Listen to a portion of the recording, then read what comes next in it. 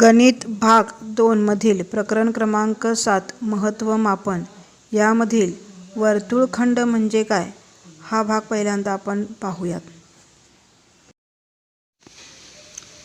वर्तुळखंड म्हणजे काय पहा. वर्तुळखंड म्हणजे जीवा व संगत वर्तुळ कंस यांनी मर्यादित केलेला भाग याला काय म्हटलं जातं, वर्तुळखंड असं म्हटलं जातं. आता इथं पहा, ही जीवा आहे आणि हा काय आहे, वर्तुळ कंस आहे. जीवा ए बी आणि वर्तुळ कंसाचं नाव काय आहे, ए एक्स बी.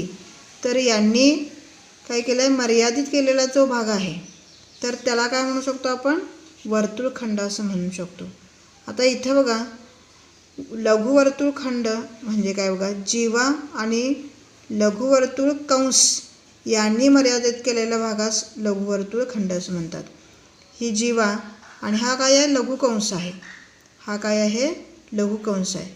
यांनी मर्यादित केलेला जो काय भाग आहे तर त्याला काय म्हटलं जातं, लघुवर्तुळखंड असं म्हटलं जातं. आता इथं आकृतीमध्ये वर्तुळखंड ए एक्स बी हा काय आहे, लघुवर्तुळखंड आहे. ए एक्स बी हा जो आहे तर तो काय आहे, लघुवर्तुळखंड आहे.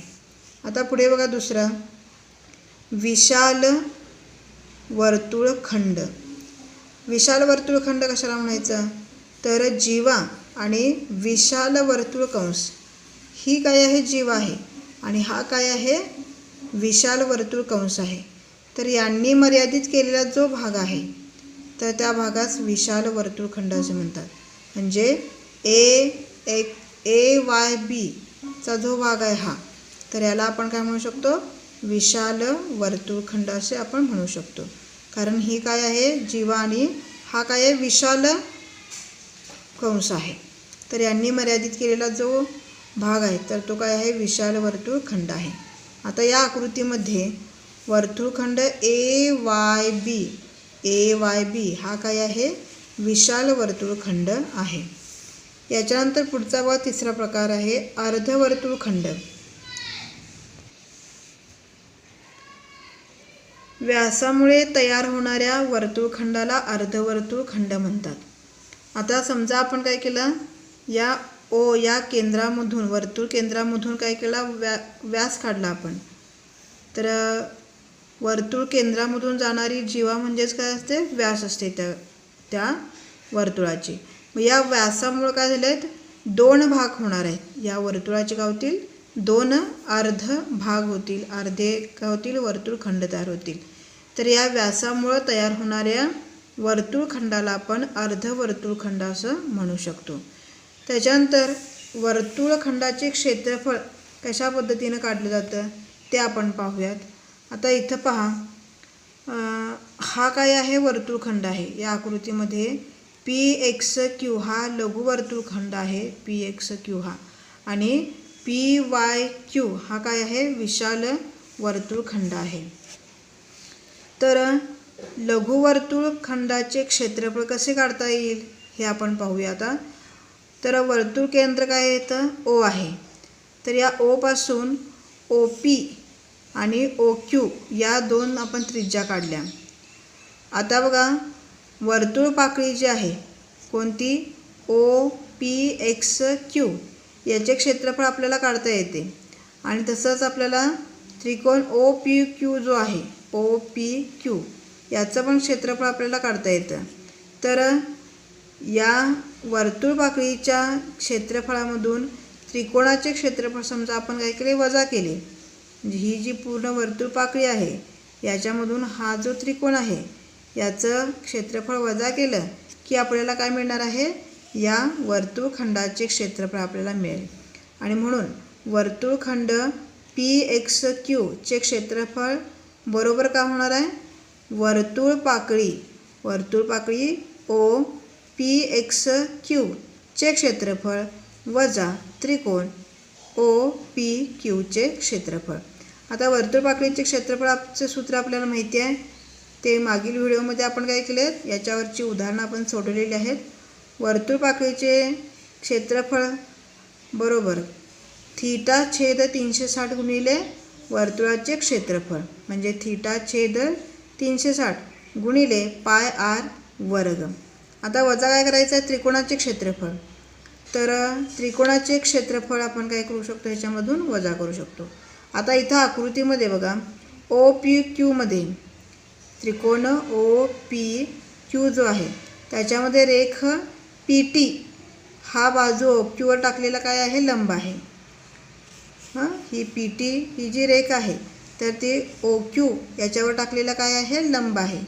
आता हा काय झाला, काटकोन त्रिकोण झाला. याच्यामध्ये काटकोन त्रिकोणामध्ये साइन थीटा बरोबर पी टी छेद ओ पी. पी टी छेद काय होतं आहे, ओ पी आपण काय म्हणू शकतो, इथं लिहू शकतो. तर इथं ओ टी पीमध्ये काटकोन त्रिकोण ओ टी पीमध्ये साइन थीटा बरोबर पी टी छेद ओ पी. तर याच्यावरून आपण पुढे बघा,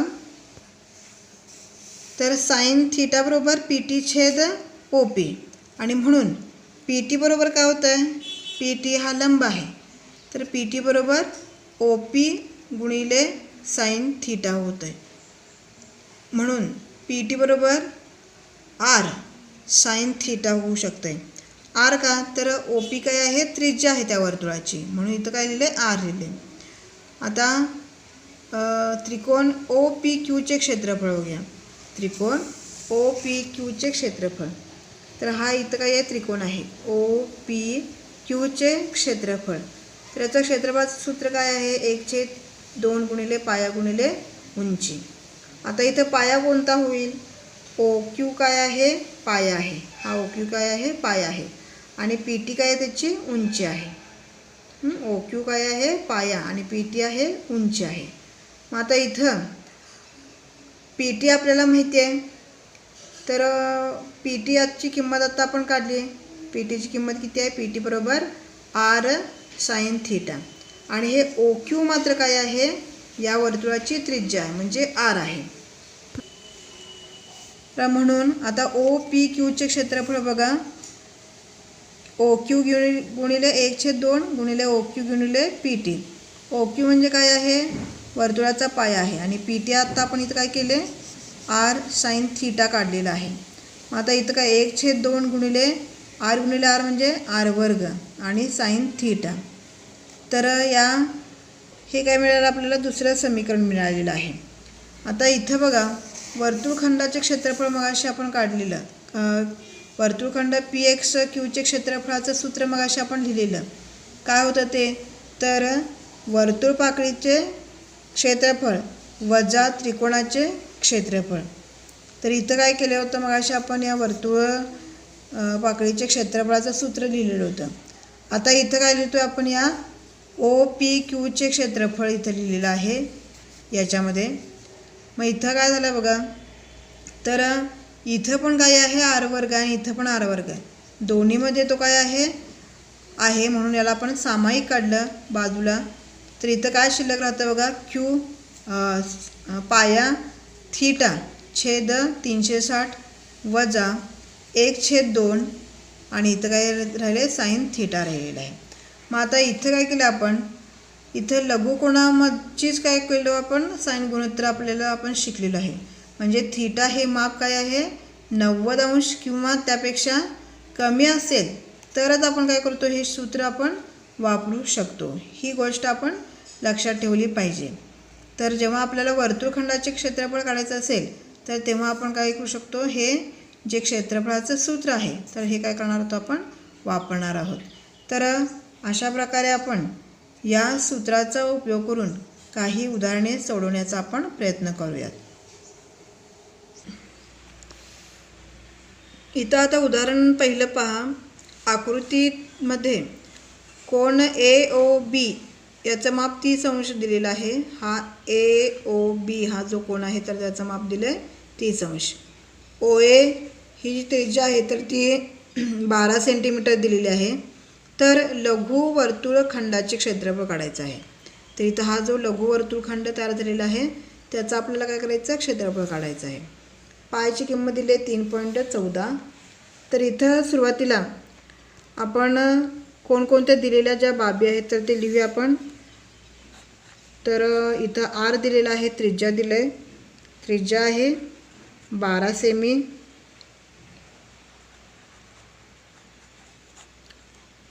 थीटा दिला आहे, कोणाचे माप दिलेलं आहे ती किती आहे 30 अंश.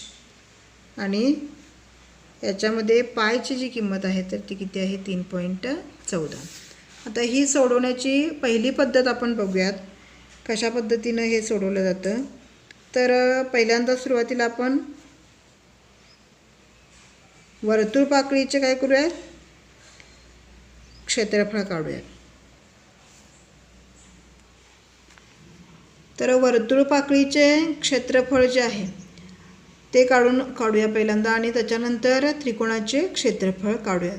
आणि मग या वर्तुळ पाकळीच्या क्षेत्रफळामधून त्रिकोण जो आहे तर त्याचं क्षेत्रफळ वजा केल्यानंतर आपल्याला काय मिळणार आहे, या लघुवर्तुळखंडाचे क्षेत्रफळ मिळणार आहे. तर इथं पहिली पद्धत आहे म्हणून रीत काय लिहूया आपण, 1 लिहूया. पहिली पद्धत, या पद्धतीनं आपण हे करूयात, सोडूयात. तर वर्तुळ पाकळी जी आहे तर ती कोणती आहे, OAXB. OAXB चे काय करायचं आपल्याला, क्षेत्रफळ काढायचं आहे. याचे काय करायचं, क्षेत्रफळ काढायचे आहे.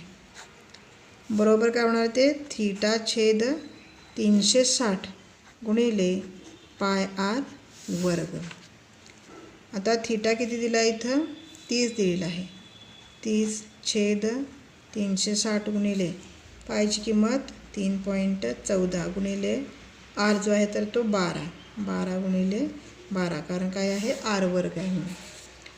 तर हे काय करूया आपण, सोडूया आता. हे 0 0 गेले, 3 1 3, 3 1 3, 3 2 6. इथं 12 1 12 आणि 12 1 12 म्हणजे 3.14 गुणिले 12 हा गुणाकार करायचा आहे. इथं आता डायरेक्ट गुणाकार करूया. 12ने काय करायचं, 3.14ला गुणायचं आहे. 12 गुणिले 4 करायचं पहिला. 12 चौक 48, हातचाला आले 4. 12 1 12 आणि 4 16, हातचाला आले 1. 12 त्रिक 36 आणि 1 37. आणि आता तर 2 दशांश घरं सोडून काय आहे पॉईंट दिलेला आहे. म्हणजे इथं आलं 37.68 चौरस सेमी. एवढं काय आलं, हे वर्तुळ पाकळीचे काय आले, क्षेत्रफळ आले. आता आपल्याला काय करायचं आहे, आता त्रिकोणाचे क्षेत्रफळ काढायचं आहे. म्हणून त्रिकोण OABचं काय करायचं, क्षेत्रफळ काढायचं आहे. तर याचं क्षेत्रफळाचं सूत्र काय येणार बघा, 1/2 आर वर्ग गुणिले साइन थीटा. इथं काय होणार आहे, 1/2 आर वर्ग म्हणजे काय आहे, 12चं काय आहे वर्ग गुणिले साइन थीटा. इथं साइन किती आहे, थीटाचा 30 आहे. मग इथं 1/2 गुणिले 12चा वर्ग 144 गुणिले साइन थीटाची किंमत किती आहे, 1/2 आहे. कारण का साइन थीटा 30 बरोबर किती, 1/2 म्हणून. तर इथं आपण काय करू शकतो, भाग घालवू शकतो. बे के बे, बे 7 14 आणि बे 2 4. इथं परत बे के बे, बे 2 6, बे त्रिक 6 आणि बे सख 12. म्हणजे इथं किती आलं, 36 काय झालं, 36 चौरस सेमी. हे काय झालं, त्रिकोणाचे क्षेत्रफळ आलं. आता आपल्याला काय करायचं आहे पहा, वर्तुळखंडाचे क्षेत्रफळ आपल्याला काढायचं आहे. मग वर्तुळखंडाचे क्षेत्रफळ काढताना जी वर्तुळ पाकळी आहे तिचे क्षेत्रफळ वजा त्रिकोणाचे क्षेत्रफळ आपल्याला काढायला पाहिजे. आता इथं वर्तुळखंड कोणता आहे, AXB आहे. मग इथं वर्तुळखंड AXBचे क्षेत्रफळ बरोबर काय येणार आहे, या वर्तुळपाकळीचे क्षेत्रफळ वजा त्रिकोणाचे क्षेत्रफळ बरोबर वर्तुळपाकळी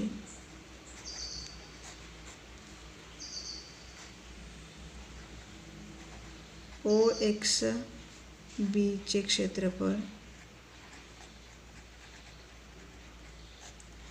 वजा त्रिकोण OAB चे क्षेत्रफळ. आता इथं हे क्षेत्रफळ किती आलं आहे, 37.68 आणि याचं क्षेत्रफळ किती आले 36 वजा 36. आता ही वजाबाकी आपल्याला करायची आहे, 37.68 वजा 36. हे 68 तसेच आले, 7तनं हे 6 गेले, 1 उरले आणि 0 उरले. इथं किती आलं बरोबर 1.68 चौरस सें. हे काय झालं, या वर्तुळखंड जो आहे तर त्याचे काय झाले, हे क्षेत्रफळ आले. तर ही काय आहे, हे उदाहरण सोडवण्याची ही पहिली पद्धत. याच्यामध्ये आपण पहिल्यांदा वर्तुळपाकळीचे क्षेत्रफळ काढलं, त्रिकोणाचे क्षेत्रफळ काढलं आणि त्यांची काय केली, दोघांची वजाबाकी केलेली आहे. आता हे सोडवण्याची काय आहे, दुसरी आपण पद्धत बघूयात. इथं याला आपण रीत 2 म्हणूयात. तर इथं काय करायचं, सूत्र जे मगाशी आपण बघितलं तर त्या सूत्राचा इथं काय करायचं, वापर करायचा आहे. वर्तुळखंड AXB चे क्षेत्रफळ बरोबर r² कंसात पाय थीटा छेद 360 वजा साइन थीटा छेद 2. हे काय झालं, ते सूत्र झालं. आता इथं बघा बरोबर r² म्हणजे 12चा वर्ग, कारण r किती आहे 12 आहे. त्याच्यानंतर पाय जो आहे तर तो 3.14, थीटा किती आहे 30 आहे, छेद 360 वजा साइन किती आलं, इथं 30 आलं, छेद 2. आता परत काय करूया, इथं काय जातो, भाग जातो आहे हा, 3 एके 3, 3 दोन्ही 6. इथं 12चा वर्ग जो आहे तर तो किती आहे 144 आला, कंसामध्ये 3.14 छेद 12 वजा साइन थीटा म्हणजे 1/2 आलं. एक मगाशी पण आपण बघितलेलं बघा, साइन 30ची किंमत किती 1/2. 1/2 इथं आहेत ऑलरेडी 2 आहेत तर ते तसंच लिहायचे. इथं किती झाले मग 4 झाले. तर इथं 144 3 पॉइंट, आता इथं काय जातोय, भाग जातोय आपला, ती बेसख्ख 12 बे के बे पॉइंटला बे 5 10 बे 7 14.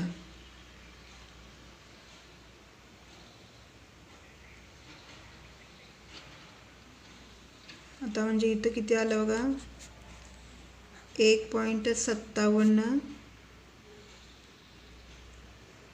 छेद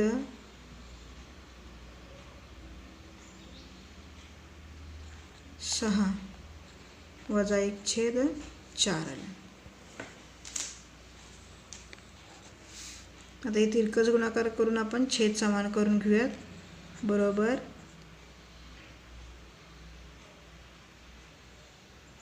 144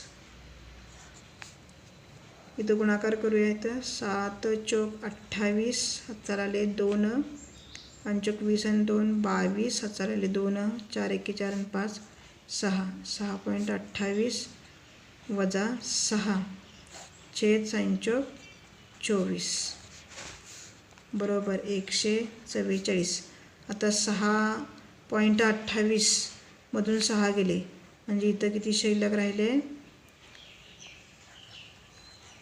28/24 राहिले गुणिले इथं आता 12 दोन्ही 24 आणि 12 एक्के 12 आणि 12 दोन्ही 24 बेक बे बेसख 12. आता करायचं 6 गुणिले 0.28 आपल्याला करायचं आहे.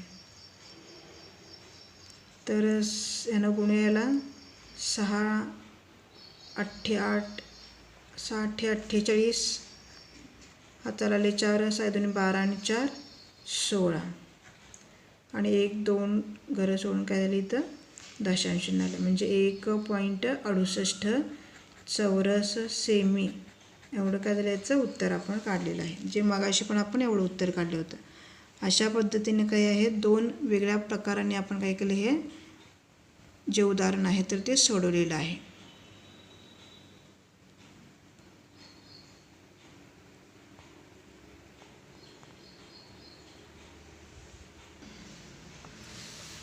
आता इथं पुढील एक उदाहरण आपण बघूयात. पी केंद्र असलेल्या वर्तुळाची त्रिज्या 10 सेमी आहे. जेव्हा ए बीने वर्तुळ केंद्राशी काटकोन केलेला असल्यास लघुवर्तुळखंडाचे व विशाल वर्तुळखंडाचे क्षेत्रफळ काढा. असा काय हा प्रश्न आहे. आता इथं पहा पी हा काय आहे केंद्र आहे वर्तुळामध्ये आणि त्रिज्या जी आहे तर ती किती आहे 10 सेमी आहे. आता ए बी जो आहे जेव्हा ए बीने वर्तुळ केंद्राशी काय आहे काटकोन केलेला आहे म्हणजे इथं काय आहे हा जो कोन आहे तर तो काय आहे काटकोन आहे म्हणजे या त्रिकोणाची ही काय झाली उंची ही झालेली आहे कारण हा काटकोन असल्यामुळं. तर इथं काय विचारलं आहे बघा लघुवर्तुळखंडाचे आणि विशाल वर्तुळखंडाचे काय करायला सांगितलं आहे क्षेत्रफळ काढायला सांगितलेलं आहे. आता इथं आपण हे क्षेत्रफळ काढूयात.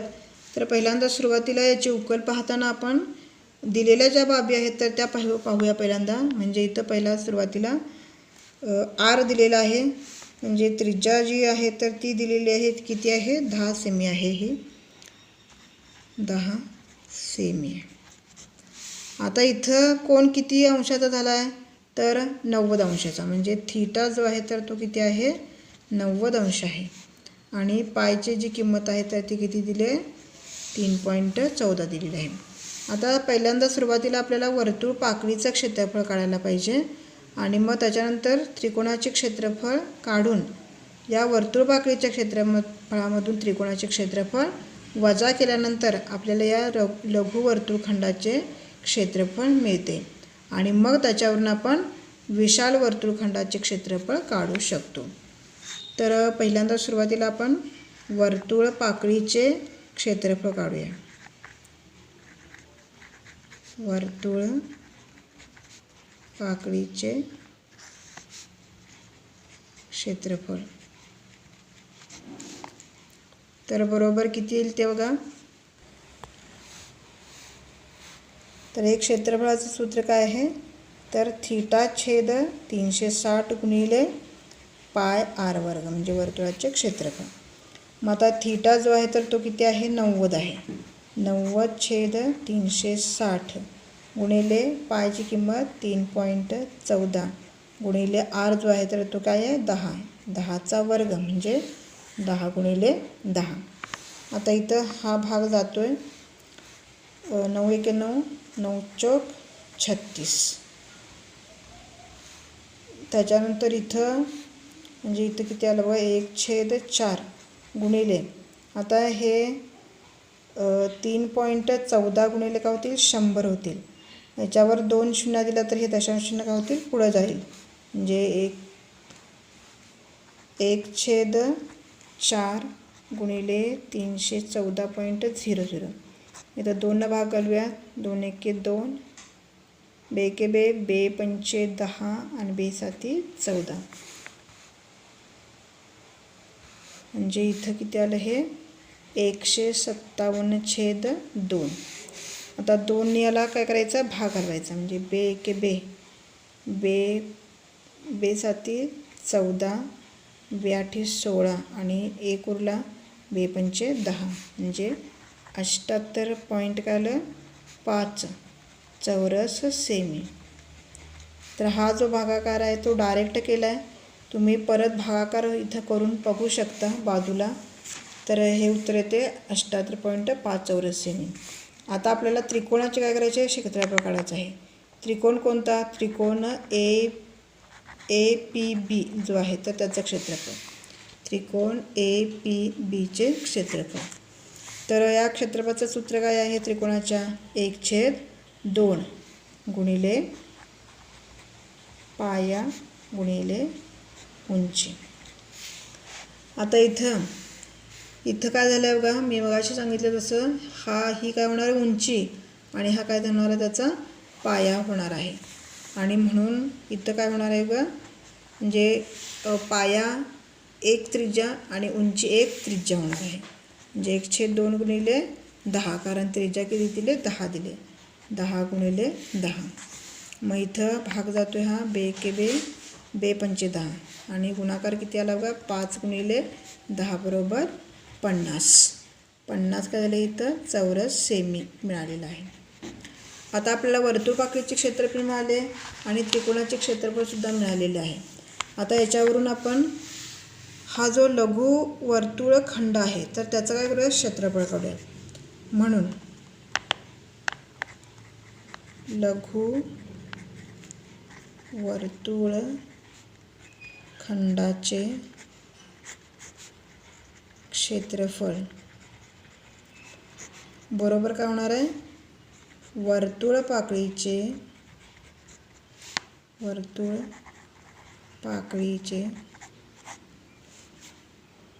क्षेत्रफळ वजा त्रिकोणाचे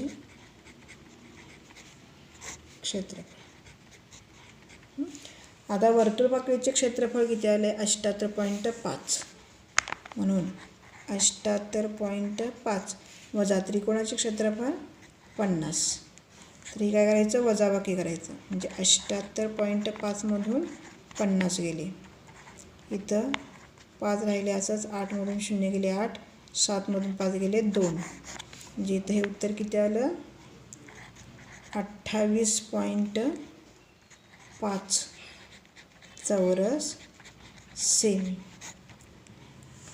आता लघु वर्तुळखंडाचे क्षेत्रफळ आपण काढले पण आणखीन काय विचारलं बघा इथं लघु वर्तुळखंडाचे आणि काय विचारलं आहे विशाल वर्तुळखंडाचे सुद्धा काय करायचं इथं क्षेत्रफळ काढायचं आहे. आता ते कसं काढायचं पहा. तर इथं विशाल वर्तुळखंडाचे क्षेत्रफळ काढण्यासाठी पहिला वर्तुळाचे क्षेत्रफळ वजा हा जो लघु वर्तुळखंड आहे त्याचं क्षेत्रफळ वजा केल्यानंतर आपल्याला काय मिळणार आहे या विशाल वर्तुळखंडाचे क्षेत्रफळ मिळणार आहे. आता म्हणून आपण काय म्हणू शकतो बघा तर विशाल वर्तुळखंडाचे क्षेत्रफळ बरोबर काय होणार आहे वर्तुळाचे क्षेत्रफळ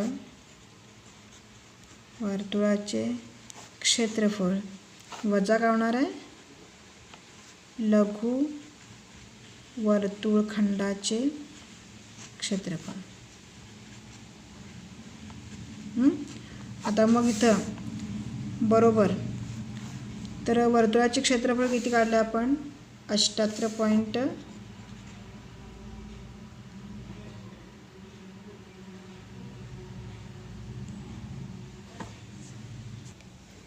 इथं वर्तुळाचे क्षेत्रफळ काढलेलं नाही आहे आपण. वर्तुळाचे क्षेत्रफळाचं सूत्र काय आहे तर पाय आर वर्ग आहे वजा वर्तुळखंडाचे क्षेत्रफळ मात्र आपण काढलेलं आहे. ते मग अशी किती आलेलं होतं 28.5 आलेलं होतं. ते फक्त काय पण इथं लिहूया 28.5. आता इथं पाय जो आहे तर तो किती आहे 3.14 गुणिले 10चा काय केला आहे वर्ग घेतलेला आहे 10 गुणिले 10 वजा 28.5. आता इथं 3.14 गुणिले 100 येणार आणि पुढचं आहे तसंच आता इथं बघा ह्या 2 शून्य दिल्यानंतर दशांश चिन्ह पुढं जाणार आहे, म्हणजे 314 पॉईंट काय होणार आहे 00 वजा 28.5. आता ही वजाबाकी आपण करूयात. 314 मधून 28.5 काय केलेत वजा केलेले आहेत. तर हे इकडनं हातचा घेतला 5 उरले, 14 मधनं 9 गेले, 5 उरले,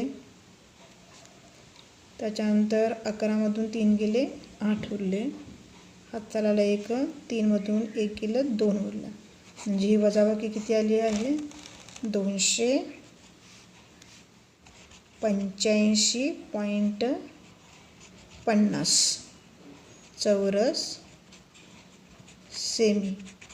तर हे काय झालं विशाल वर्तुळखंडाचे क्षेत्रफळ आपण काढलेलं आहे याच्यावरून. म्हणजे अशा पद्धतीनं काय केलं आपण हे उदाहरण सोडवलेलं आहे. तर